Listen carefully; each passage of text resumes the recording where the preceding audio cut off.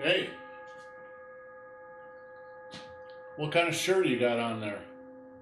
Uh, that flowered shirt. Just Flop, some, flop. Uh-huh. yeah, it's camo. It's hunting season. Oh, okay. So you're camouflaged in your house. I'm surprised you could see me. Where's Kevin? I can't see him. He's somewhere in the room. Okay. All right. We were. I think we went ahead into the third move. Yes. Yeah. Susan or Catherine, were you here last time? You were not, were you? You were, I was there on Saturday, but not on Sunday. but not on Sunday. So once more, let's just review the first couple of classes, and we'll skip the warm-ups today so that we have enough time. We'll review the first couple of classes, and then we'll go on to the third one. The first couple of moves, I mean, right?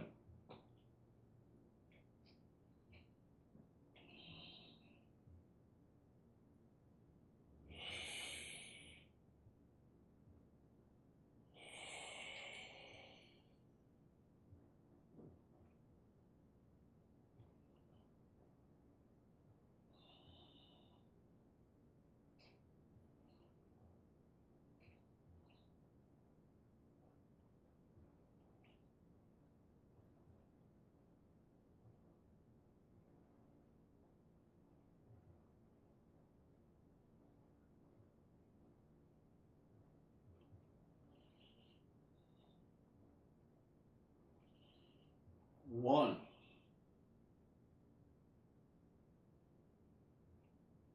two,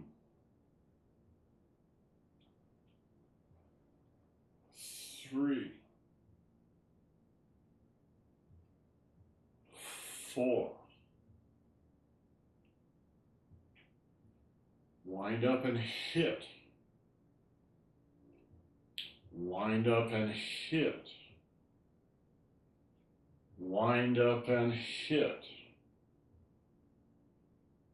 Wind up and hit.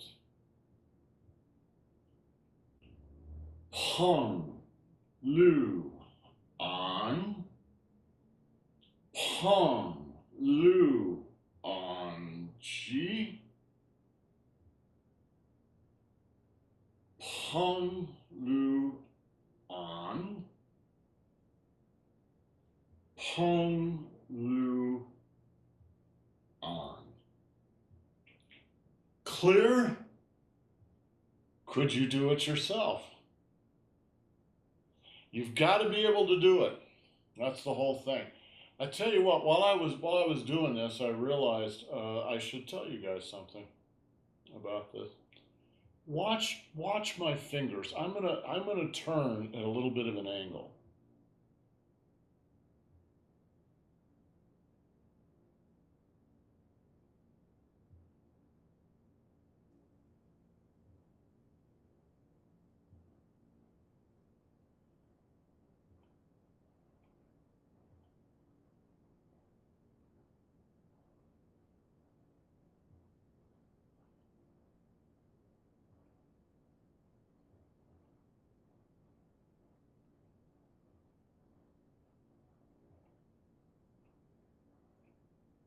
Clear?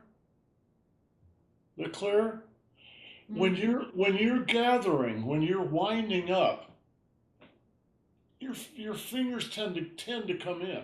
This is not really something I think about doing or even ever practiced, but it is what you do, all right? Because everything is curling in.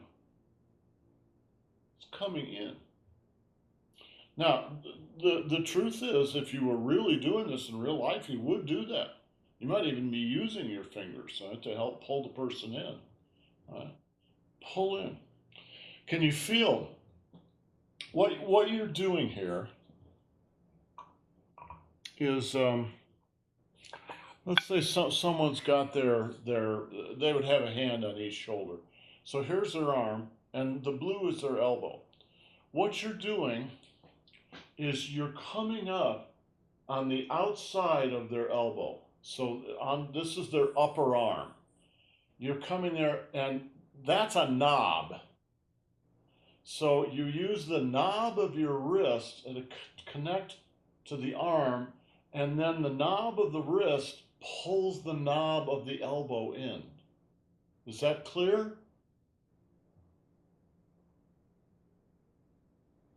Their arm is up on you. There's a big knob here. You want them to come in even more, right?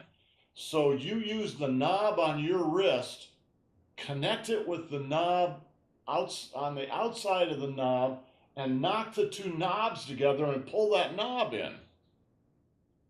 Yes? Okay. Yeah. All right.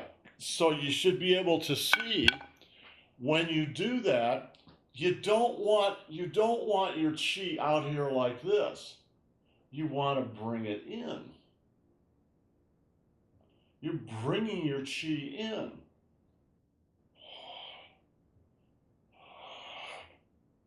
In fact, a lot of people do this move with fists instead of open hands. All right? And then comes that's the defensive half of the circle. This is the defensive part. All right? Then you settle, get your grip on the ground again, and you push outward. And when you push outward, your chi's going out. So of course your fingers are going to open up. Right? Pull in, push out. Does it make sense? Yeah. Once you start doing that, you'll probably just do it naturally. You don't have to think about it. It's just kind of when you're winding up, your fingers tend to come in. When you're pushing out, your fingers tend to go out. Very simple. Okay, so Catherine, you can't do that, huh? Let's do it one more time, and then I'm going to have you do it. No, I can do the yin and yang cycles that I got. It's the last one. Peng Jian. Yes, I'm really confused still. All right, then good. Then let's clarify that, right?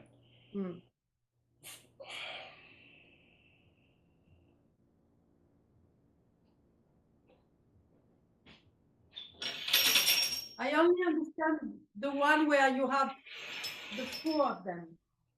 When you have only two or three, it's difficult for me. Okay. Well,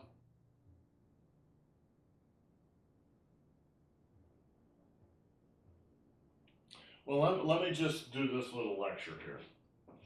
So we'll use this circle here. All right. When you're going up, all right, and going out, you can call that peng. Yeah. Right. When you're crossing across, that's lu. When you're coming down, that's on. Right. And when you're cycling back in, that's a G. All right. Now, that's, how can I say? Hopefully that's helpful, but don't hold on to that too tight, because that's, I forget what great writer said it, but that every metaphor both reveals and conceals. If you take the metaphor literally, it will conceal things from you. Take it poetically. Right? This is a poetic indication. It isn't a mathematical formula.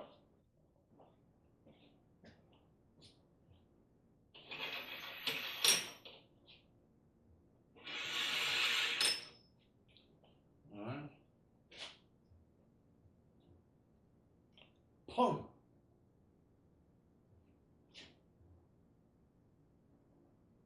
Peng. Lu. On. Right? There's no G in there because you're not doing any G. Qi is squeezing inside, right? So that, boom, some of the energy can go out in a directed manner. Think about, have you all shot a bow and arrow before? Kevin, yes, Jill? No? Go out and get yourself a bow and arrow and shoot it today, right? When you shoot a bow and arrow, you think, well, you're stretching and then it lets go. But what happens inside when you do that? Right? You're squeezing, boom, and then you let it go. Right? It's the same thing. That's what Qi is. But there's no Qi in that first yin and yang cycle. Catherine, is that clear? Okay. Okay. Peng, Yes. Yes. Lu, An, Peng, Lu, An, Qi. Now that one's got Qi in it, and it's a big Qi. Yeah. Right? Mhm. When we do that move in practice, you do it with open fingers, right? Open like this. So that would be the equivalent of poking your fingers into the guy's solar plexus. Right? But it's not the only way to do it. Because if you do that, if you do it correctly, you'll knock the guy out. He will go down. So another way to do it is open palm. Why would you want to do open palm? Well, you don't want to hurt the guy. You don't want to knock him out. You just want to push him back. Peng, Lu, An, Qi. Another way to do it is with fists. Right? Peng, Lu, An, Qi. Right? Boom. Boom. Right? They're all the same move. Just different hands, right? Jill, is this clear? Yeah. So that final G, is that the one where it's like squeezing toothpaste out of a, Yes, exactly. Yes. okay. Exactly. And you can think about that as contracting back into the Dan Shen, or everything contracting into the midline, or just everything contracting into your body like it's going into a black hole, and then boom, some of it pops out. All right. In fact, maybe the black hole is a good metaphor for that. There was a story about black holes in the last week or two, where they're finding jets of material coming out of the black holes, right, on North and South Pole. So it's kind of the same thing, right? Everything's getting crushed in, but that causes things to squirt up and squirt down. Okay, now the next part of this is a little bit more difficult. Yeah. Peng, Lu, An, Qi. And now this is just a transition. Just relax. Peng, Lu, An. Now, if you were in a more advanced class talking about this, you probably would use the term sai, right, which means to pluck, like you're plucking apples out of a tree. Right? So it would be Peng Sai. Right? But Sai is actually made up of Lu and An, if that makes any sense, right? So Peng, little bit of Lu, and then An. Boom.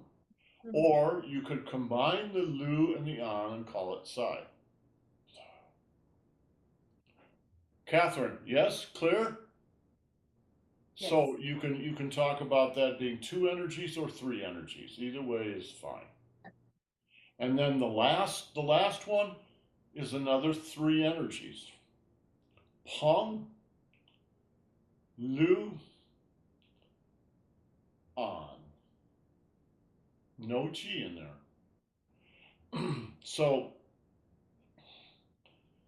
the Penglu Anji is a way of thinking about a complete circle, but you're not always doing complete circles.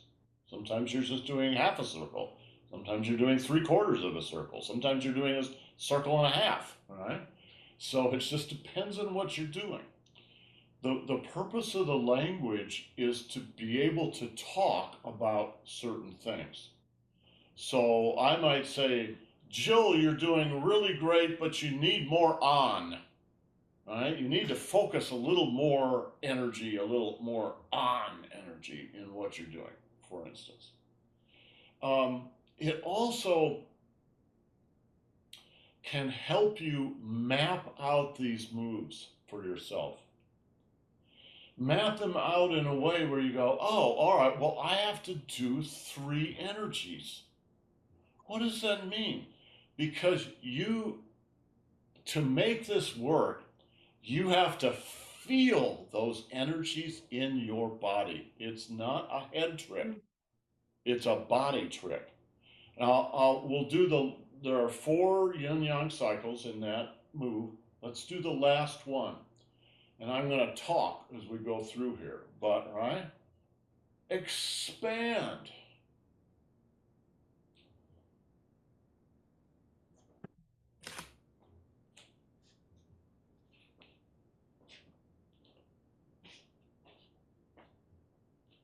I'm turning it a little bit of an angle.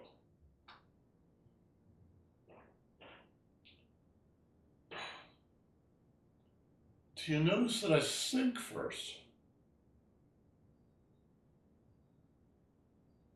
Expand. Why am I sinking first? Jill, why am I sinking first? Because in order to expand, you have to expand. Yes, exactly. In order to go up, you've got to start by going down. If you're going to go left, you've got to start by going right. That's one of the rules in Tai Chi is whatever you're going to do, you're going to start with the opposite of that, all right?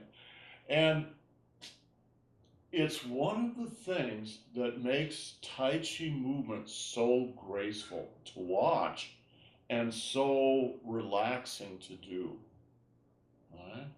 Because the truth is you're never stopping, all right? Sink. Well, you can feel that. I'm expanding. Now, here's one where I hope you can really feel this.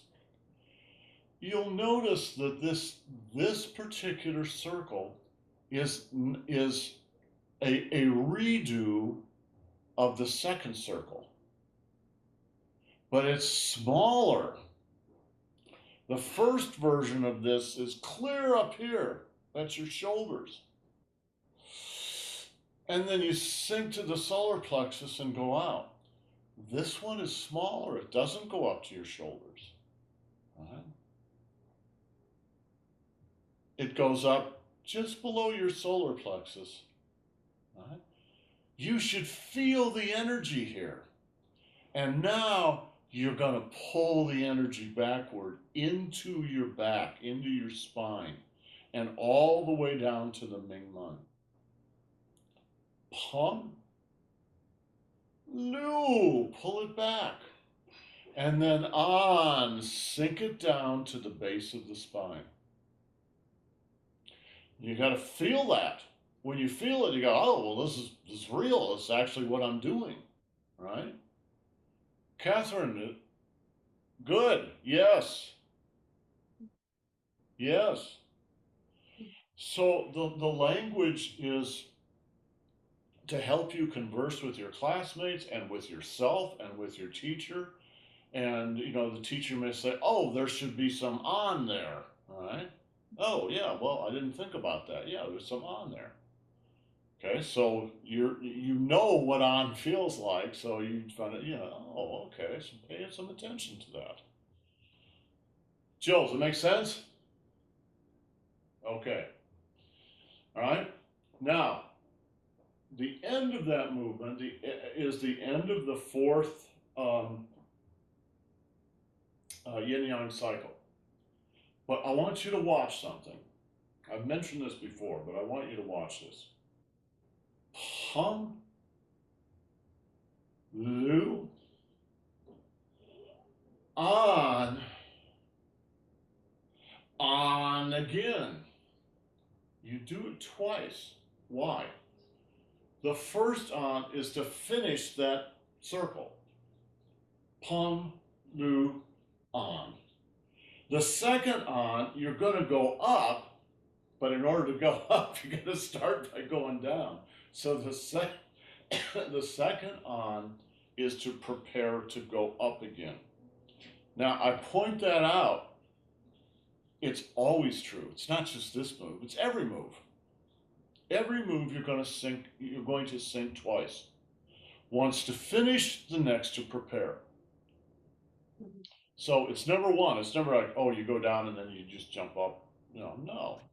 You go down, finish, go down again. Why? Why do you go down again?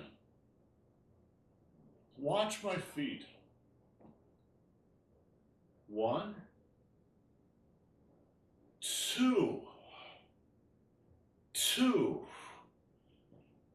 We think of grounds like this cement floor here as pretty hard. And if you fell over and hit your head on it, you'd think it was pretty hard. But another way to think about it is energetically. Energetically, it's not hard. It's like a trampoline. All right? I'm serious about this. Think of it as a trampoline. 1. Now, the trampoline, you go down, so you bounce back up. Down, bounce. Down, bounce.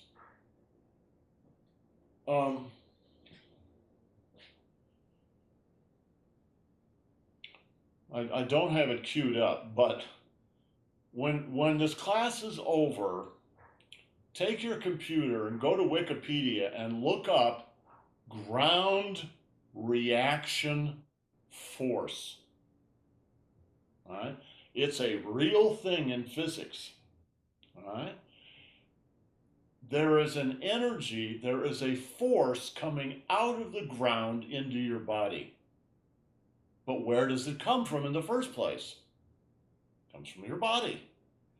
And it goes into the ground and then it comes back up. Because for every action, there must be an equal and opposite reaction. Every athlete uses this. They don't think about it. They don't think ground reaction force. But coaches do. All right? Swing coaches, batting coaches, football coaches do think about this kind of stuff. And then they think about a language to put this in that their athletes will understand and you can just get intuitively.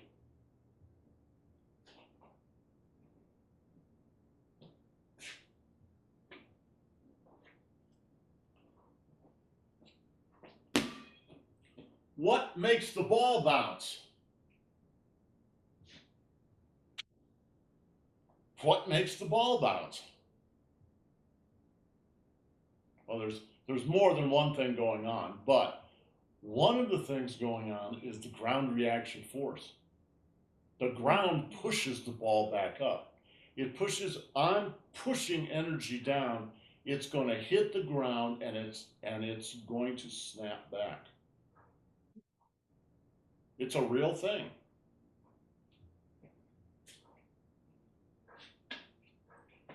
Now, imagine Kevin is up here and Kevin and I are pushing hands. And let's say I'm standing there and Kevin's standing there, and Kevin gives me a really good push. Oh, he's really being aggressive. He really pushes. What should I do about that? What do I do with all that incoming energy? You absorb it. Yeah. Maybe to a certain extent you can absorb it, but energy coming in has to go somewhere. To the ground. goes to the ground. If you're well trained, it goes to the ground. Now, what happens when most people push you? Most people will just freeze. You know, someone's pushing and they'll just go back like this. So one of the things you learn in push hands is don't freeze. All right? Instead, when the energy comes in, you reroute it. Yeah, he's just trying to push you straight backward, but that doesn't mean you just have to stand there and take it. You can be totally defensive. You don't have to be offensive against him. You just reroute his energy. So his energy comes in, right? Boom. I reroute it down my back leg, boom, into the ground. And then I can just let it dissipate. That's the end of that. Or you can do something else. Kevin, what else could I do? Bounce back into me. That's right. It bounces back.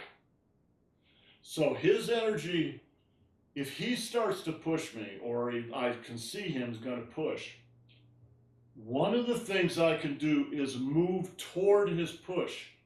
It might only be an inch or two, but I'm going to move toward his push rather than away from it. Look what happens with my weight. When I move away from it and now he's pushing me, it's really hard for me to move backward. But if instead he's going to start pushing and I move toward him, now I can move backward without any trouble. So he's going to push, it's going to go down to the ground and it's going to bounce back. And that's the return, right? Mhm. Boom, boom. Now, if you do it well, it's very fast. If someone is very good at it, like Master Feng or Master Zhang, you'll hardly see them move. And the other guy will just go flying because they're catching the energy, bouncing it off the ground, and pushing it back into the other guys like this. Boom. It's like they didn't even do anything. And the guy will go flying. It's his own energy. They may add a little on top, but it's mostly his own energy. And they have a highly polished danqian. Well, yeah, you have to be really well trained to do this. And in all my many years of doing push hands and stuff, I probably only had about a half a dozen return pushes that were perfect.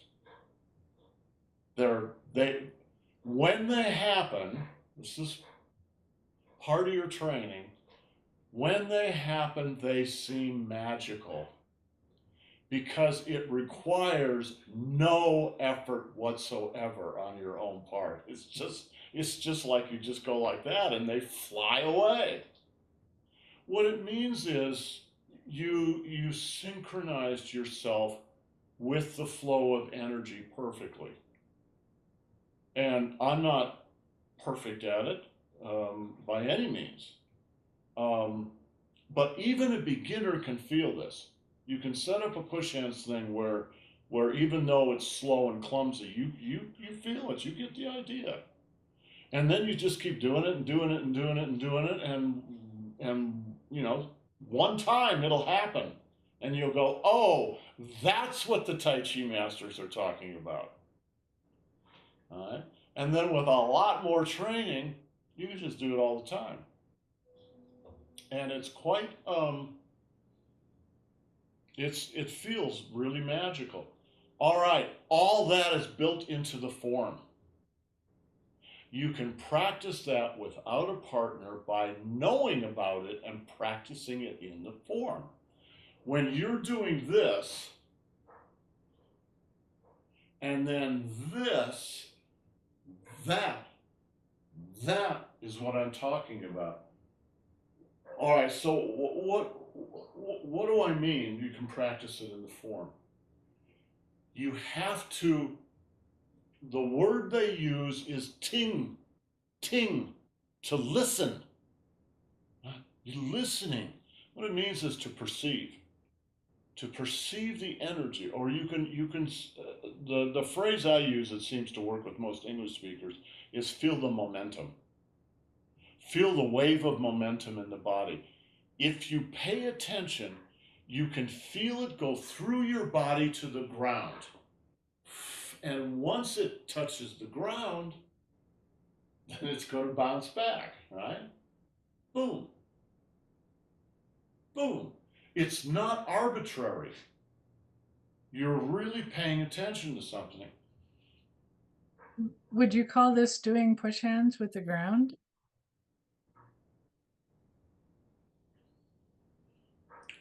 No, not exactly. I know what you mean. There's some degree of that, but the ground is, well, in a way it is. Yeah, yeah, Kevin. In a way it is, Jill. So one way to sort of kind of feel what you're talking about is like, I don't know if you've ever walked off a curb and misjudged the depth of the curb, and you hit and you feel the shock wave go up your body from when you hit. Well, that's the ground effect coming back, but you're not managing it. Yeah, exactly. Exactly. Usually, how do we walk? You walk because of the ground reaction force, right? You're stepping into the ground pushes you up and forward. You step into the ground pushes you up and forward. You're always using the ground reaction force. But if, like Kevin said, you misjudge the height of a curb, or you don't even see the curb, you step off, man, you're going to get a real shock.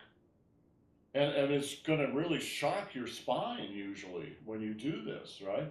It's because you're not managing it. You misjudged what was going on. You have no awareness.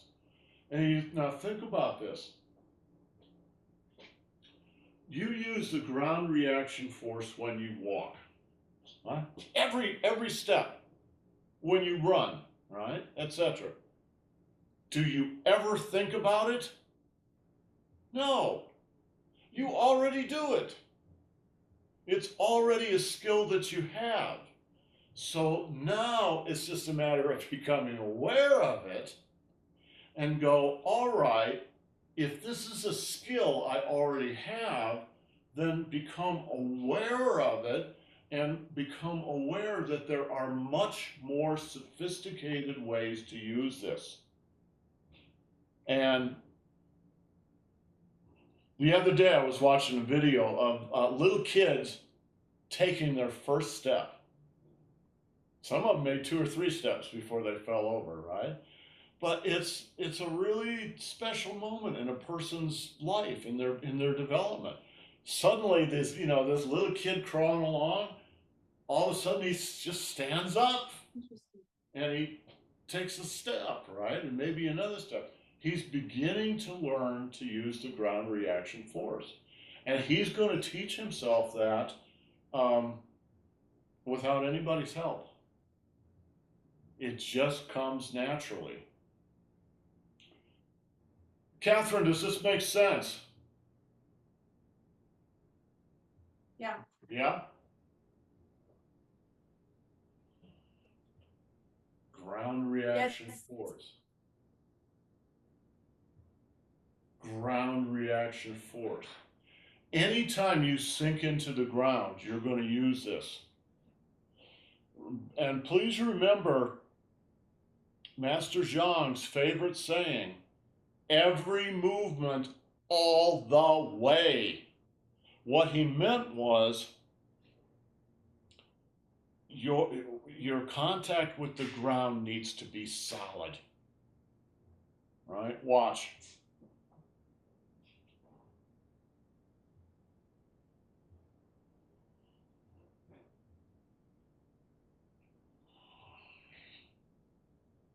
There's two places where you wind up into the ground. One, up. 2, out. So it's preparation for Pong and preparation for Ji. Right? You can feel, you have to feel this. This is not something that you do in your head. Talking about it is in your head. You know, coaching and learning as a student is in your head. But when you actually practice it, it's in your body. And you feel this stuff. You feel that. You feel the connection with the ground and come up, you know, bounce out of the ground. Bounce out of the ground. Right? Down into the ground again and bounce. Joe, does that make sense? A lot of the fun of doing Tai Chi comes from the bouncing. It's just like being a little kid again, right? Bouncing. Tai Chi is actually very bouncy. It's just we do it very slowly and very calmly, so you sort of don't see the bounces, but you feel them.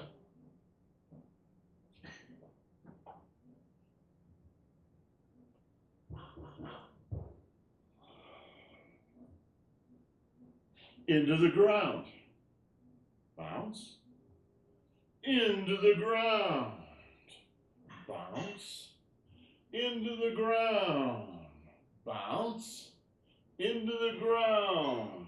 Bounce. Into the ground. Bounce. All the way through is like that. And so it feels light. It's not heavy movement. It's a very light movement, like flying. Grandmaster Fung used to say, if you get this, you will become a tiger with wings. And that's what he meant. It feels like flying when you do it. All right. We've run out of time again. Let's spend a few minutes on the second move.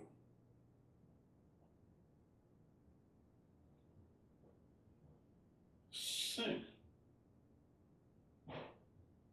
Bounce. Sink. Bounce. Sink. Bounce. Sink. Bounce. Sink. Bounce. Kevin, does it make sense? Yeah.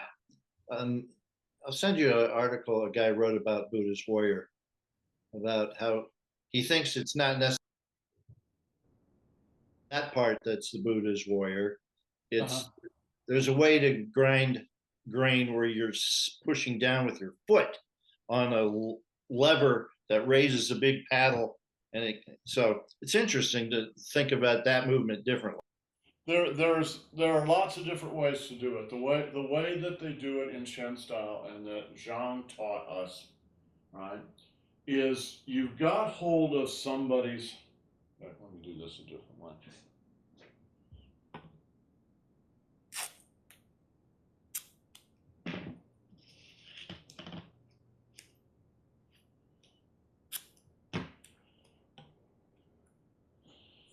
You see that white? That's the point of somebody's elbow, right? So the object when you're doing Buddha's warrior, right? You've got hold of somebody's arm and you turn it so that the point is up. That's the point, so to speak, right? Yeah, but this one, I'll send it to you, but it integrates the foot stomp. It's not necessarily stomping on somebody's ankle or what have you at the same time. It's interesting. I'll send it to all. Yeah, send it. When you do the stamp, right? Don't do it with your weight. It's not your weight going down. Right? It's just this.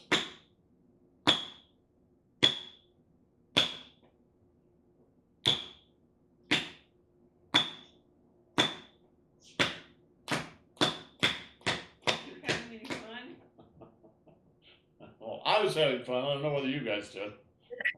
What, do you have a steel toe or something? It sounds like there's a metallic sound. I don't know what it is. Huh. Maybe there's a stone in my shoe or something. But yeah, it was Huh. making a neat noise, so I just kept doing it. So that's the balance. I think it's just the rubber sole. Huh. All right, clear. All right, tomorrow we will go on to move 3. No matter what else comes up, we're going to go on to move 3. All right, guys, have yourselves a great day. We'll see you tomorrow. Ciao.